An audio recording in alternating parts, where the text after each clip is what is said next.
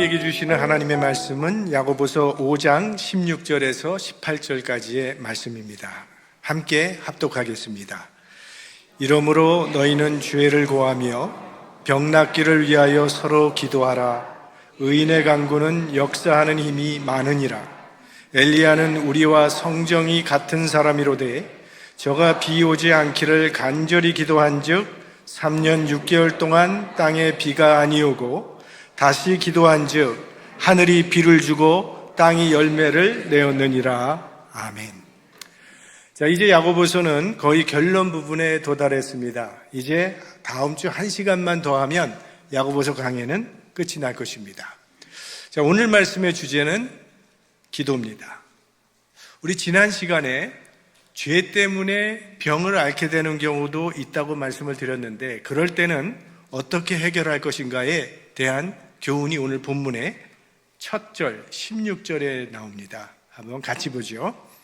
이러므로 너희 죄를 서로 고하며 병 낫기를 위하여 서로 기도하라. 의인의 간구는 역사하는 힘이 많으니라. 죄로 인한 질병인 경우는 치유보다 먼저 고하라, 죄를 고하라, 회개하라는 그런 말이죠. 왜냐하면 질병은 현상이고 원인이 죄니까 근본 원인을 고쳐야 한다는 그런 말씀입니다. 그래서 죄를 고하라, 죄를 고백하라고 말을 합니다. 내 잘못을 고백해야 한다는 거죠. 고백하지 않고 왜 용서해 주지 않느냐며 상대방을 원망하지 말아야 합니다. 자기가 잘못해놓고 누구에게 뭐라 할 수 있겠습니까?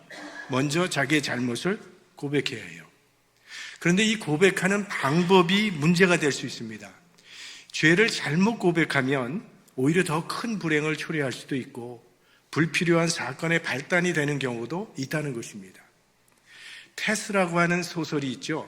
그게 예전에 이제 영화로 돼서 나왔습니다.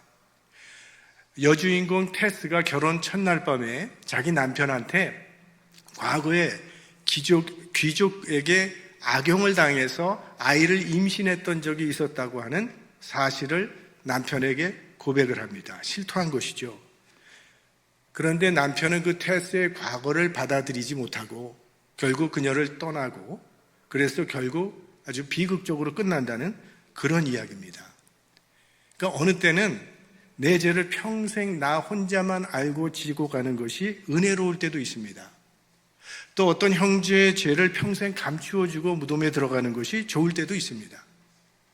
나의 죄의 고백이 나에게는 자유함을 줄 수 있을지 모르지만 또 형제에게는 오히려 짐이 되는 경우도 있다는 거예요. 그래서 천주교에서는 이 죄의 고백을 비밀스럽게 할 수 있도록 고해성사라고 하는 그런 방법이 있는 것이죠. 무슨 죄를 지었든지 고백을 하면 그 고백을 들은 신부는 법적으로 그걸 증언하지 않아도 되게 이렇게 보호를 받게끔 그렇게 되어 있습니다.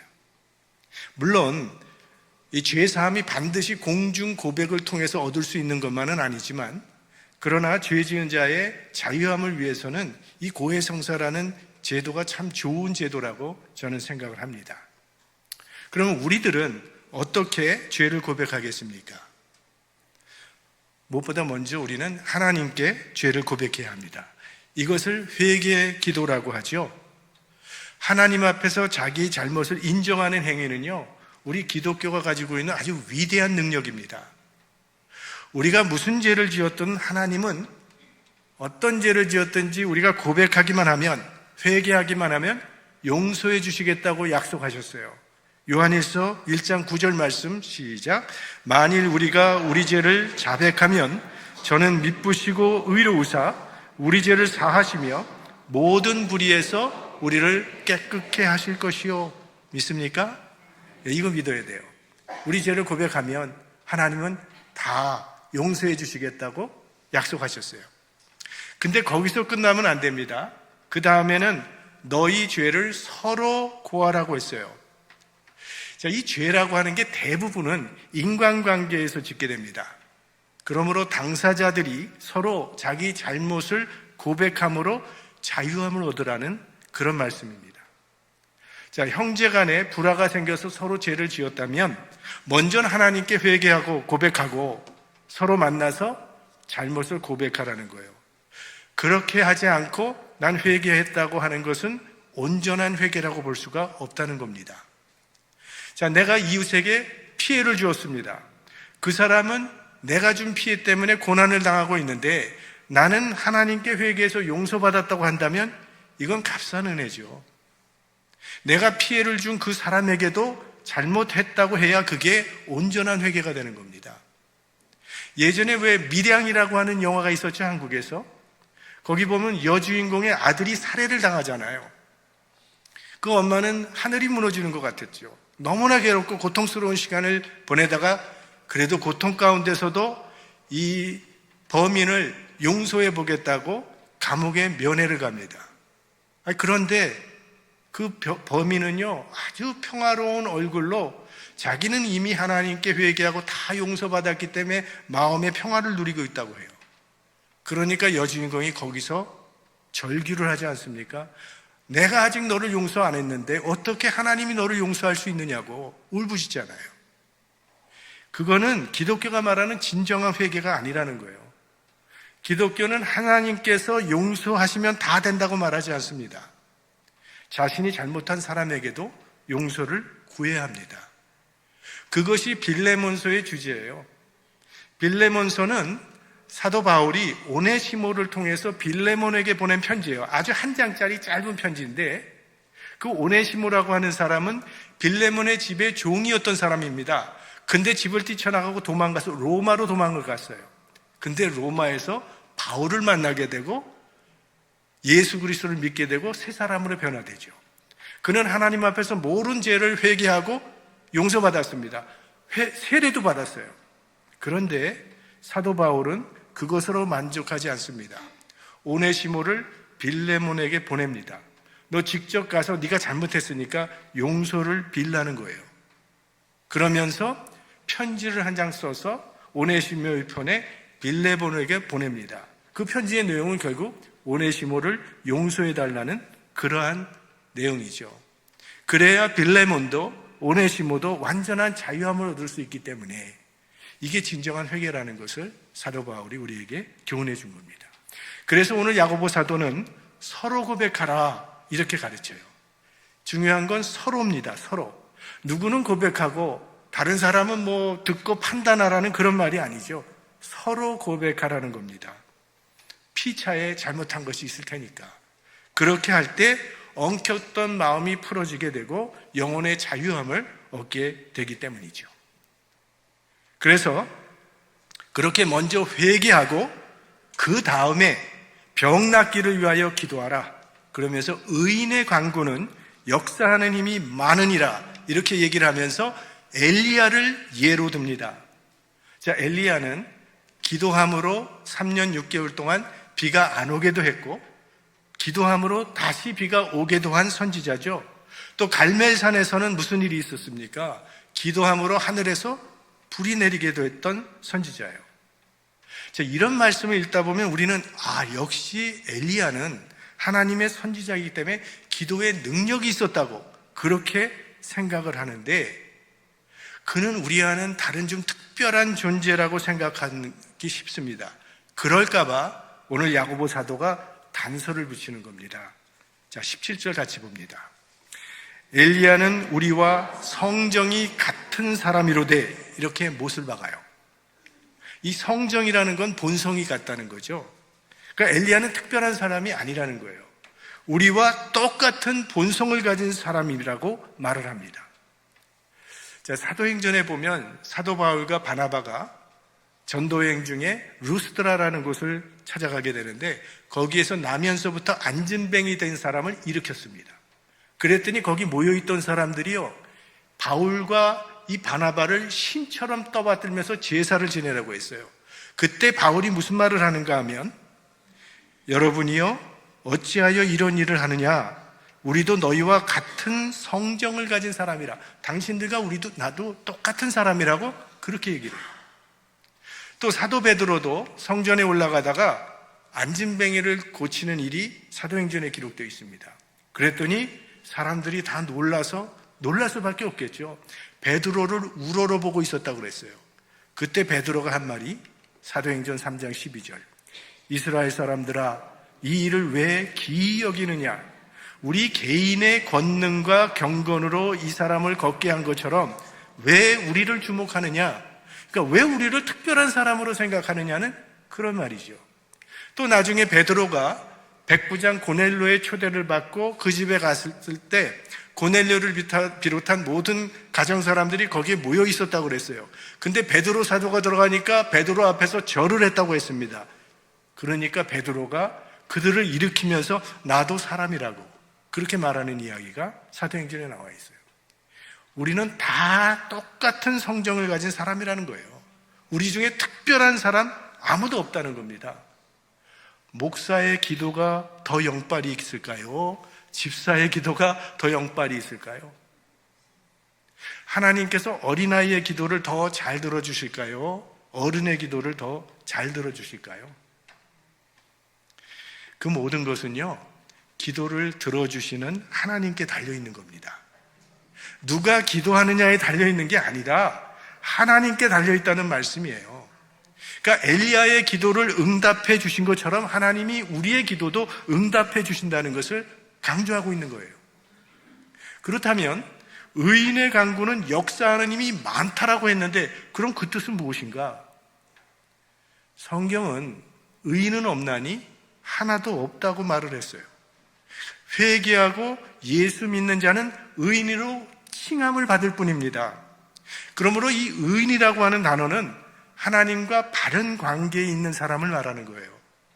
그러니까 하나님과의 바른 관계성 안에서 기도할 때 하나님께서 응답해 주신다는 그런 뜻이죠. 하나님과 바른 관계에 있을 때에 정욕대로 구하지 않을 것이고 하나님의 뜻대로 구하게 되기 때문이죠.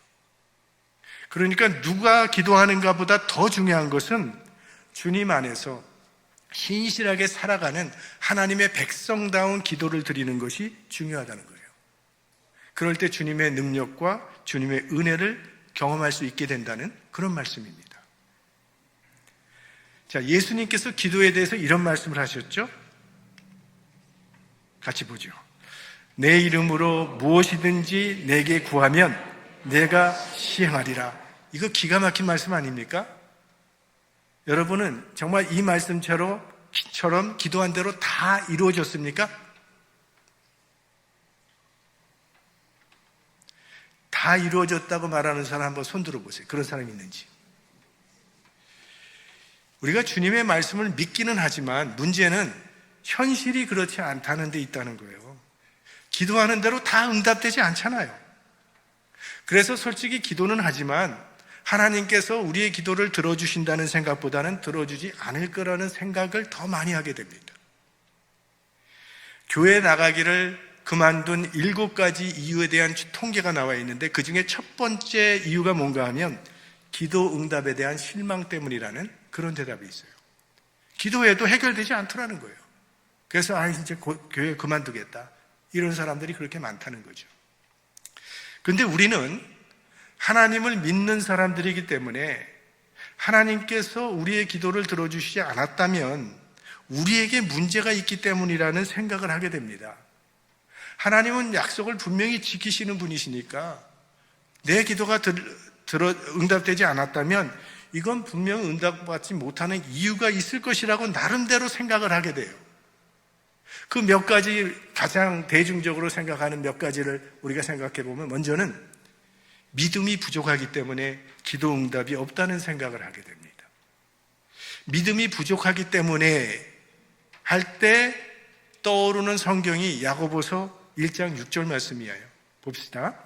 오직 믿음으로 구하고 조금도 의심하지 말라. 의심하는 자는 마치 바람에 밀려 요동하는 바다 물결 같으니. 자, 믿음으로 구하고 조금도 의심하지 않으면 하나님 주실 텐데 내가 의심하기 때문에 응답하지 못한다고 생각을 합니다. 하나님께서 주실 것을 의심하지 아니하고 믿기만 하면 응답해 주실 거라는 그런 생각인데요.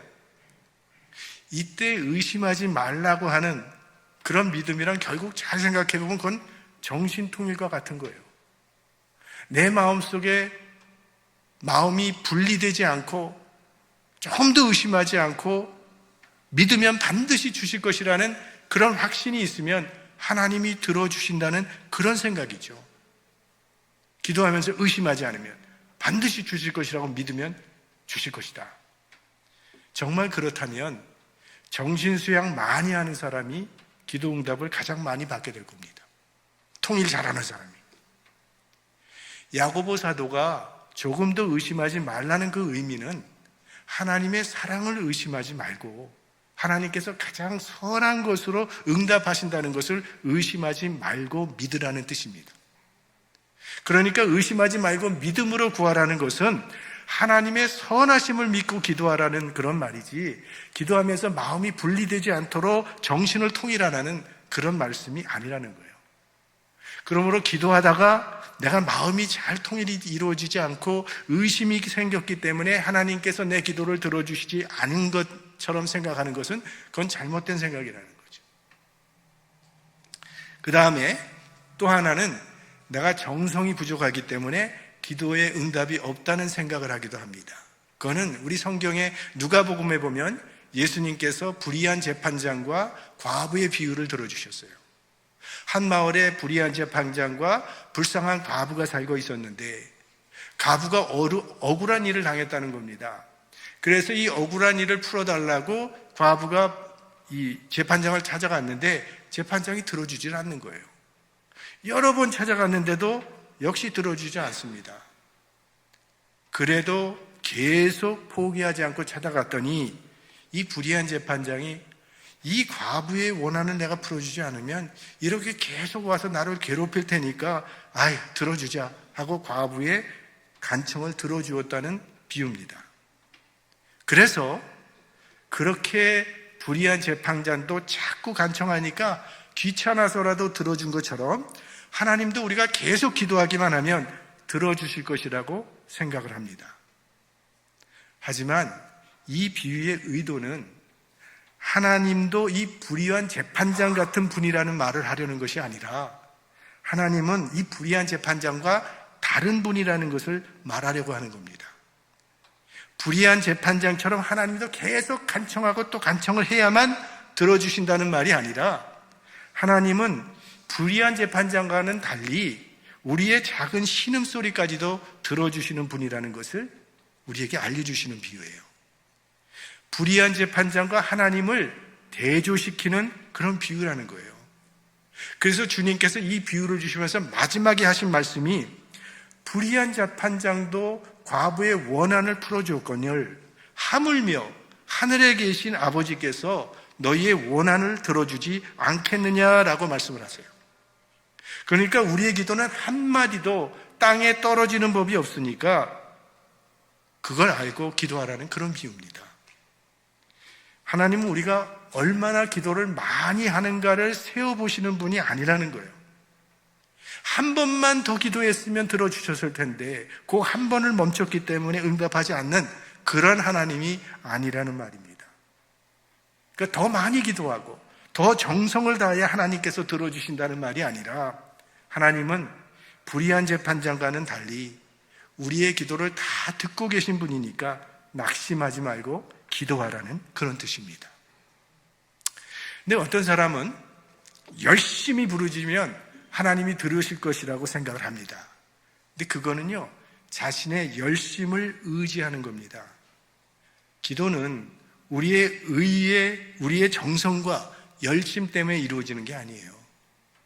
기도 응답의 근거는 우리의 의, 우리의 열심, 거기에 있는 게 아니라 하나님의 신실하심에 있는 것입니다.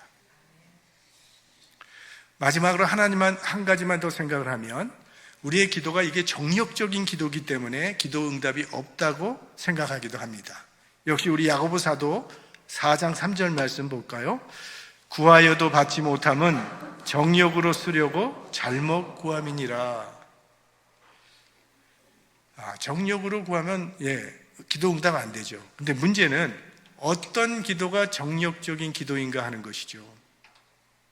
이 야고보 사도의 문맥을 볼 때는 그 교회에 분쟁이 있었다는 겁니다. 자, 야고보서 4장 1절 말씀을 3절 바로 전에 나온 1절 말씀 봅니다. 너희 중에 싸움이 어디로 다툼이 어디로 좋지 않았느뇨? 너희 지체 중에서 싸우는 정력으로 쫓아난 것이 아니냐. 그러니까 기도를 통해서 자기를 부인하고 하나님의 뜻에 순종하려고 하지 않고 오히려 자기의 주장을 관철하고 다른 사람을 꺾기 위해 하는 기도가 정욕적인 기도라고 야고보 사도는 말하는 거죠. 그러니까 우리가 일상생활에서 필요한 것을 구하는 것은 그건 정욕적인 기도가 아닙니다. 하나님, 내가 먹을 것이 없는데 먹을 것을 좀 주세요. 이건 정욕적인 기도가 아니라는 거예요. 사업이 많이 어려워졌어요. 잘 되게 도와주세요. 이런 기도는 정욕적인 기도라고 할 수 없습니다. 그런데 우리는 자신의 필요를 위해서 기도하는 것은 그건 정욕적인 기도라고 생각을 하기 때문에 자꾸 단서를 붙이는 거예요. 사업 잘 되게 해주세요. 그러면 선교 헌금하겠습니다. 이렇게 단서를 붙임으로 정욕적인 기도가 안 되게 하려는 그런 노력을 하고 있다는 거죠. 자, 지금까지 살펴본 대로 우리 기도 응답이 안 되는 이유를 믿음이 부족해서 혹은 정성이 부족해서 혹은 정욕적으로 기도하기 때문에 라고 이렇게 생각하는 경우가 많습니다. 그런데 근본적인 이유는 이 기도하라는 주님의 말씀을 제대로 이해하지 못하는 데 문제가 있다고 봅니다. 예수님께서 말씀하신 비유를 한번 생각해 보세요. 마태복음 7장 9절과 에서 11절까지 같이 봅니다. 너희 중에 누가 아들이 떡을 달라 하면 돌을 주며 생선을 달라 하면 뱀을 줄 사람이 있겠느냐?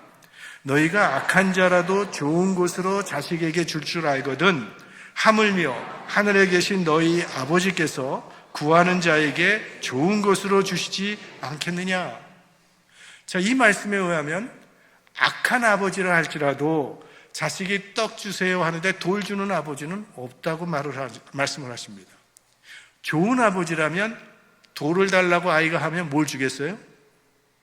떡을 줘야죠. 돌 달라고 하는데 돌을 주는 아버지는 좋은 아버지는 아니겠죠. 하나님은 좋은 아버지시기 때문에 우리가 돌을 달라고 해도 떡을 주시는 분이라는 거예요. 그러면 만약에 우리가 떡을 달라고 구하지 않으면 하나님은 어떻게 하시겠어요? 우리가 떡을 달라고 구하지 않는다 할지라도 하나님은 우리에게 떡이 필요한 걸 아시기 때문에 떡을 주신다는 거예요. 지금까지 우리가 살아오면서 누려왔던 모든 것들이 다 우리의 기도의 응답이라고 생각하지 않습니다. 여러분이 지금 갖고 있고 누리고 있는 이 모든 것이 기도 응답의 결과입니까? 아니죠. 제가 구하지 않았음에도 불구하고 하나님께서는 저에게 필요한 것을 채워주셨거든요. 심지어는 내 자체도 모르는 필요를 하나님께서 아시고 챙겨주셨다는 거예요. 그렇다면 도대체 이 기도는 뭔가 하는 거죠. 성경이 우리에게 가르쳐 주시고자 하는 이 기도의 핵심은 기도는 하나님이 선하시고 좋은 우리의 아버지라는 것을 우리 삶 가운데 경험하게 하는 통로라는 겁니다. 그러니까 기도는 근본적으로 우리가 원하는 것을 얻어내는 수단이 아니고 하나님은 우리를 지키시는 사랑의 하나님이심을, 사랑의 아버지심을 경험하도록 나의 삶을 아버지께 맡겨드리는 행위라는 거예요. 한국 목사님 한 분이요, 이스라엘에 갔다가 유대인들의 회당에 들어가서 함께 예배를 보시고 그 소감을 소개해 주셨어요.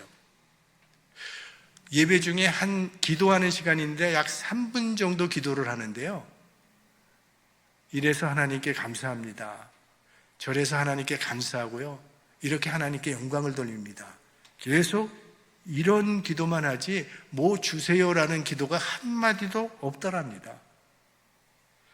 그리고 기도의 맨 마지막에 가서는요, 우리가 왜 이런 고난을 당해야 하는지 납득이 가지 않습니다. 그러나 이성의 판단을 누르고 하나님께 감사하고 영광을 돌립니다. 이렇게 기도를 마치더라는 거예요. 우리의 기도는 주로 주세요잖아요. 이거 주세요, 저거 주세요, 주세요가 굉장히 많은데 그들의 기도는 감사와 찬송이 주를 이루는 것을 보고 깨달은 점이 많다고 말을 했어요. 그러니까 그들에게서 하나님이 그들의 삶을 인도하고 계시고 지켜주신다고 하는 확신이 잇따른 그런 믿음이 느껴지더라는 거예요. 그들의 기도 가운데 하나님은 참 좋으신 하나님이라는 믿음이 느껴졌다. 이렇게 얘기를 해요. 어떤 사람이 고아를 입양했습니다. 그리고 너는 오늘부터 내 아들이니까 필요한 게 있으면 아빠한테 뭐든지 애쓰카라. 그러면 아빠가 들어줄게. 그런데 이 아이는 늘 부모의 눈치를 보고 있습니다. 한 번도 필요한 것을 사달라고 요청하는 법이 없어요. 이 아이는 아직도 아버지와 자녀의 관계는 무엇이든지 요구할 수 있다는 사실을 아직 모르고 있는 거죠. 그런 걸 체험한 적이 없으니까. 그러다가 오랜 시간이 지난 어느 날 이 아이가 아빠가 공부하고 있는 서재에 들어와서 떨리는 목소리로 아빠, 내가 운동화가 하나 필요한데 운동화 좀 사줄 수 있어요? 하더랍니다. 그러자 이 아버지가 드디어 이 아이가 나를 아빠라고 생각하는구나 너무 기뻐서 이 아이를 부둥켜 안고 기쁨의 눈물을 흘렸다는 거예요. 이게 기도라는 거죠. 기도는 아버지와 자녀의 관계를 확인하는 통로라는 거예요. 근본적으로 기도는 어떻게 우리가 하나님의 마음을 움직여서 우리가 원하는 것을 받아낼 수 있을까 하는 것이 아니라 하나님은 우리를 돌보시고 인도하시는 사랑의 하나님이라는 것을 확인하고 경험하는 것이라는 거예요. 기도를 통해 우리가 하나님을 나의 아버지로 사랑하는 사랑의 아버지로 경험하게 된다면요, 우리가 원하는 대로 되지 않더라도 낙심할 이유가 없죠. 왜? 하나님은 합력하여 선을 이루시는 사랑의 아버지시기 때문입니다. 그래서 야고보는 오늘 기도하라 이렇게 우리에게 교훈하고 있는 거예요. 그리고 이 말을 한 야고보는요, 실제로 얼마나 기도를 열심히 했던지 무릎에 굳은 살이 배겨서 야고보의 별명이 낙타무릎, 이게 야고보의 별명입니다. 유대인들의 말 가운데는 이런 말이 있습니다. 기도하는 집은 강철로 벽을 두른 집보다 더 든든하다. 전지전능하신 하나님을 아버지로 모시고 사는 자에게는 두려울 것이 없다는 거죠. 여러분의 가정도 또 우리 교회도 이런 기도의 반석 위에 든든히 세워질 수 있기를 우리 주의 이름으로 축원합니다.